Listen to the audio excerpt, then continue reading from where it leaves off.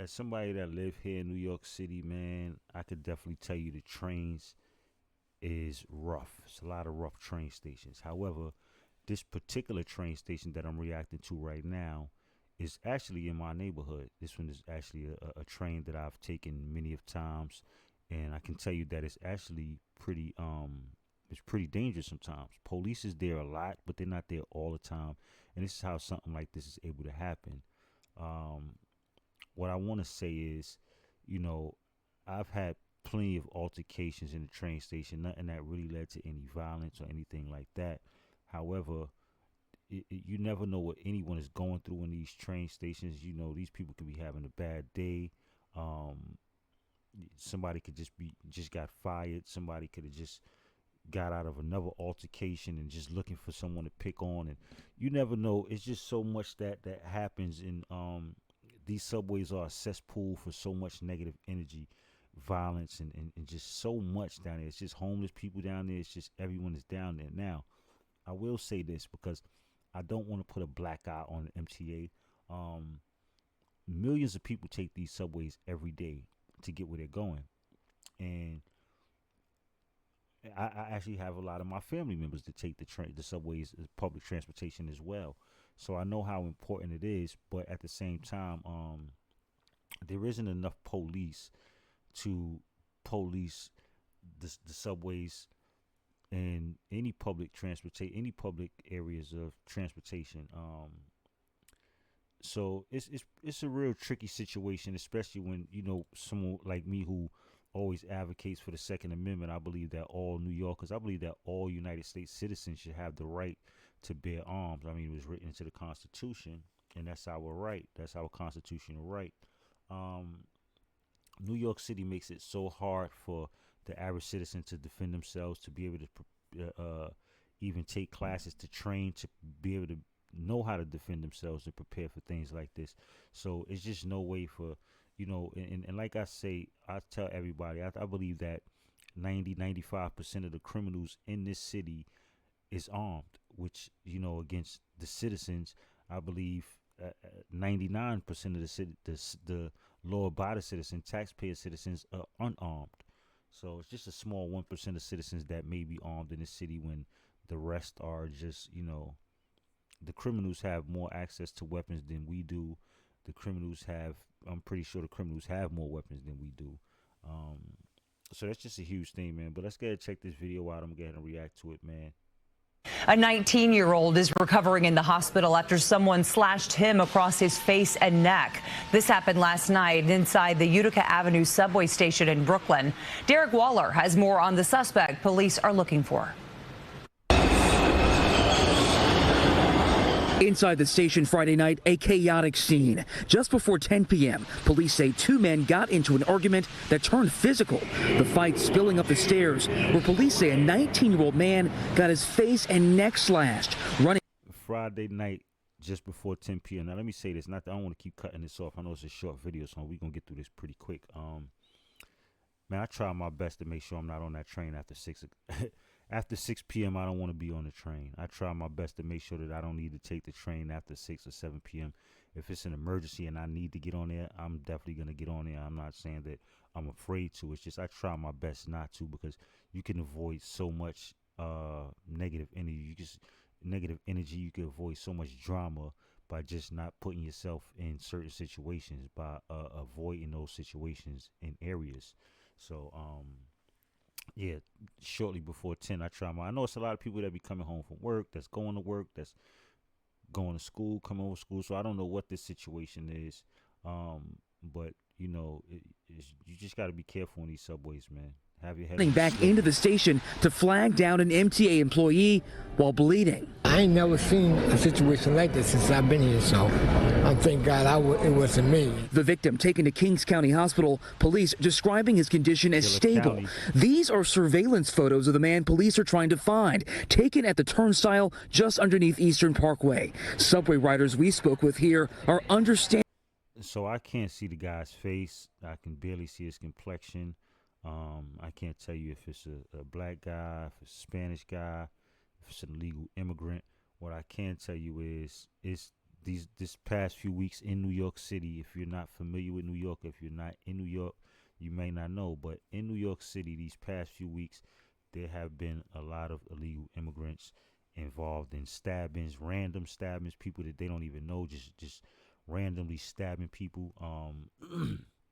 A few days ago, a cop was in a shootout where an innocent bystander was shot, and the suspect was also shot.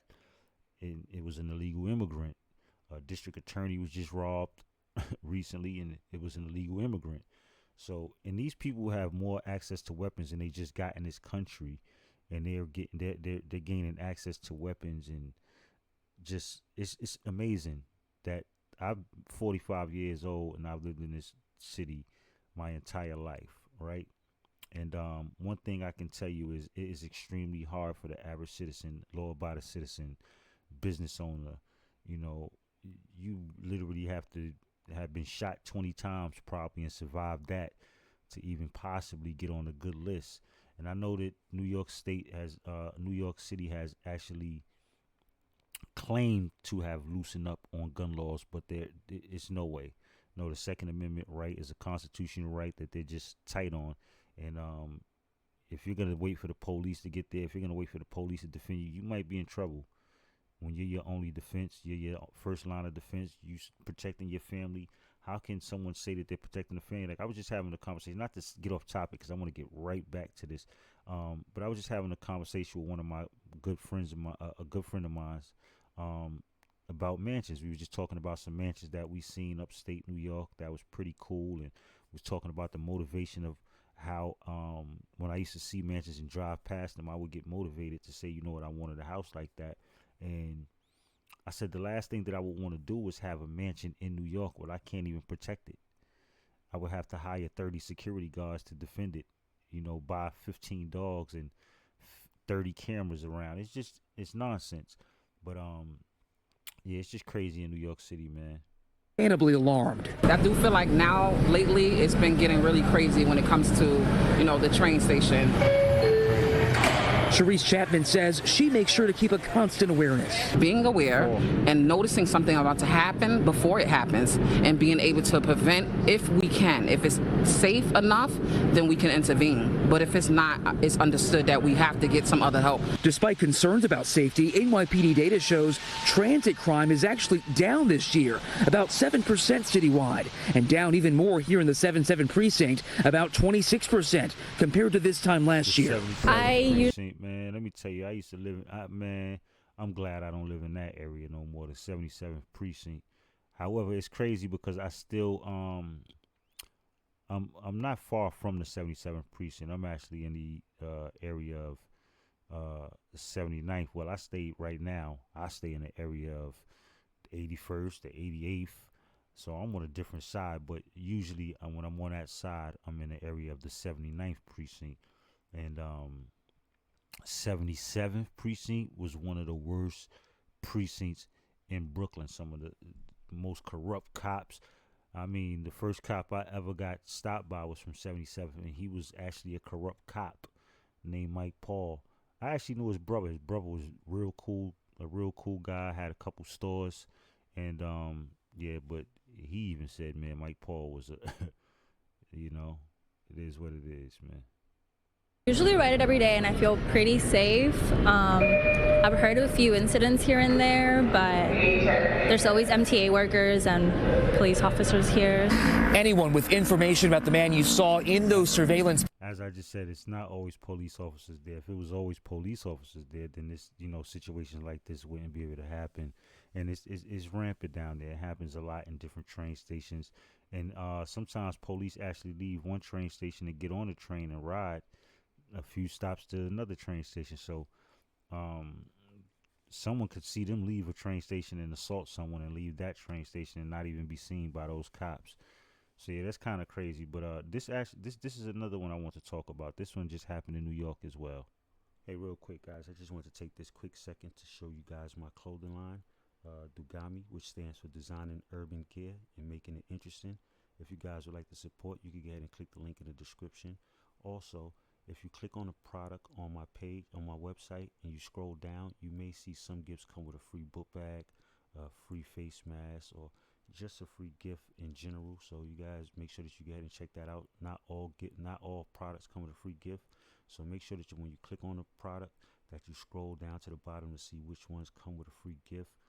This is great for birthdays. Christmas is coming up, which may be a great idea for you guys to give somebody free gifts. So you make sure you check that out. Any support would be greatly appreciated. I just want to say thank you in advance. It's your boy Stocks B. Now let's get back to the video. Rivero. And I'm Joe Torres. It has happened again. Another tourist minding his business slashed in an unprovoked attack. This time it happened in Midtown Manhattan this morning. The 42-year-old. I don't want to keep stopping them. I'm glad these are just short. I'm glad these are short videos. But did you hear how he started it? It has happened again. See, in New York City, what people don't understand, man, with this immigration thing is just out of control in the city. Is so many people. These last few weeks, these assaults and attacks that have been happening by illegal immigration should not have been happening. I don't want to get into too much politics, but of course we all know that, you know, if you don't know, you should know that this is because of the Biden administration and how they treated the borders and bringing all these people into this New York City, which is a sanctuary city, and it shouldn't be. And now, don't get me wrong, I'm not saying that we shouldn't welcome all arms and be open arms. What I'm saying is, as far as hiding, storing illegal immigrants and giving them a chance to, you know, break the law when they come in to make things right once they're here, that's crazy. I can't go outside and break the law and find a way to make things right so I don't go to jail or I don't get a ticket. So it's just crazy how immigrants get treated way better. Especially with the judicial system, man. I mean, it's scary. But yeah, it's happened again. Let's check it out. A man was visiting from Italy and was simply walking on Madison Avenue when a woman swung a knife at him and cut his right hand. This assault is vaguely similar to another incident. A Danish tourist was slashed in the face on the Upper West Side Wednesday morning. Eyewitness News reporter Anthony Carlo spoke to the victim from today's attack. Manhattan's swanky Madison Avenue, a perfect place to capture the buzz of a Saturday night in the city. The last place you'd expect to hear of a random slashing. You don't want to see that. You don't want to hear that. That's the hand of an Italian tourist, all bandaged up after he shielded himself from this woman, who police say swung a knife at him out of nowhere. I just passed next to her, and she just turned around. I wonder if this is part of that B2 movement that the women was. It just could be, you know, it could be a mentally ill woman. It could be, you know, she had problems. Like I said, you know, people take out their stress on other people sometimes. They take out their frustration and anger on other people sometimes. So you never know.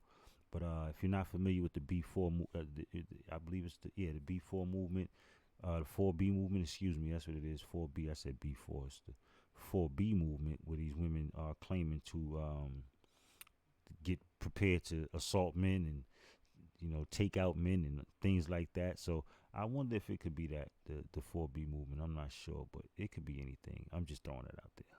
I'm reaching probably. Run quickly and stop me.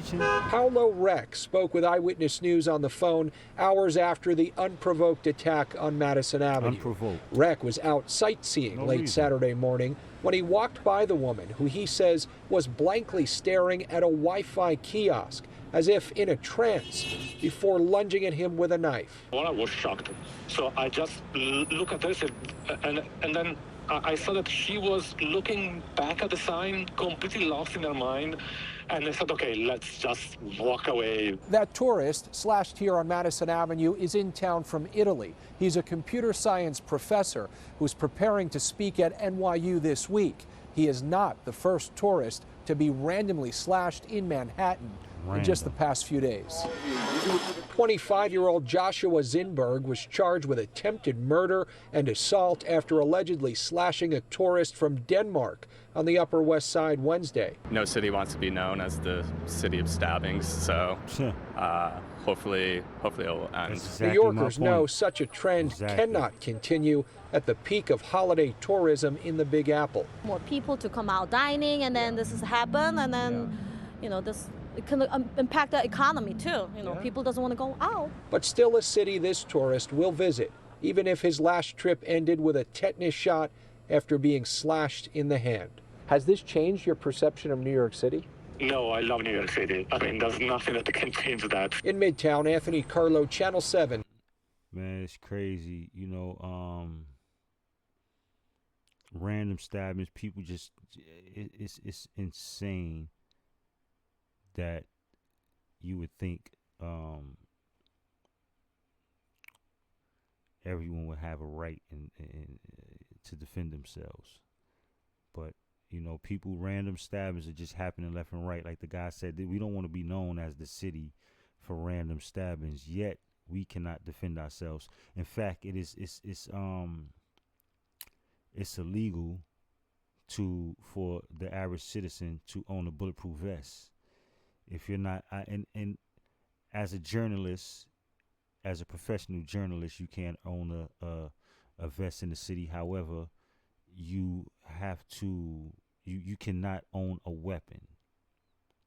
You cannot possess a weapon. And it's crazy, you know, I mean, in certain cases, I know, like I said, you can apply for your permit and they make it as hard as possible to even get through that process. And it takes a while. So I'm not saying it can't be done, but I think it's too tough for a lot of citizens that don't even want to try, or try the process and fail and say, you know what, I'm not even going to try again. So, yeah, that's pretty much it. That's pretty much my take on that, man. But y'all know what it is, man. Stars B reacting to these videos right here in my hometown, man. It's crazy, man. New York is crazy, man. But until next time, man, make sure y'all hit that like, subscribe, and share. And I'm going to catch y'all in the next video, man. Peace.